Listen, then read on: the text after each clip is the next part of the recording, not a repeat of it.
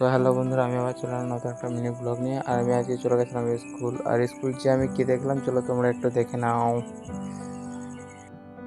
পদবি তো কোনোদিন শুনিনি। ওরে বাবা, একসময় ফকিরের ব্যবসা করতাম তো, ওই ফকিরের ব্যবসা করতে করতে ধনী হয়ে গিয়েছি। তাই এখন আর করি না।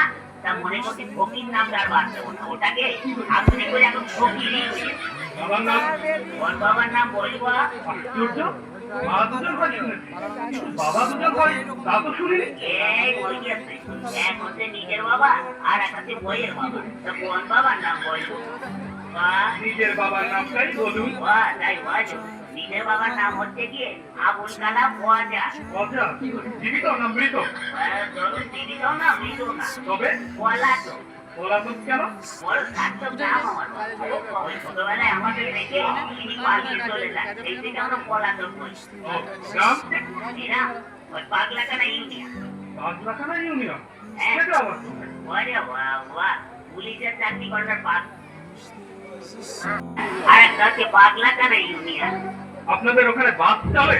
ওরে বাবা, গ্রামে বাস ওকে আদি হয়, এ ওকে বাসায় ও ওকে বাসায়। আপনি কত বাস নেবেন? ও, সে বাস নয়, ইঞ্জিনের গাড়ি। ইঞ্জিনের গাড়ি চলে?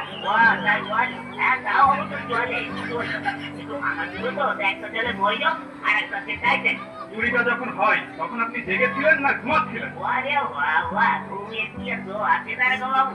বইয়ের নাক টাকানি, ভেজে ভেজে তো ফ্যান ফ্যানানি, ওটার প্যান্ট প্যানানিতে ঘুমাইকার বাবা সাথ নেই। তখন আপনি জেগেছিলেন? তবে আর বলছি কি, তখন না আমি একটু ভাবছি দেখি বলে। তখন আপনি ধরলেন না কেন? আর গল্প কি, আমি তো ভাবছি দেখি না কি করে।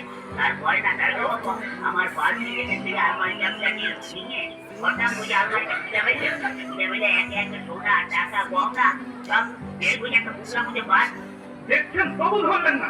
গল্প কি, আমি কথাটা শুনুন না। তারপরে না ওই পুজোর মধ্যে বাঁধতে বাঁধতে আমার বইয়ের চোখের দিকে একটু আর চোখে তাকালো। তখন আমার খুব রাগ হচ্ছিল তার।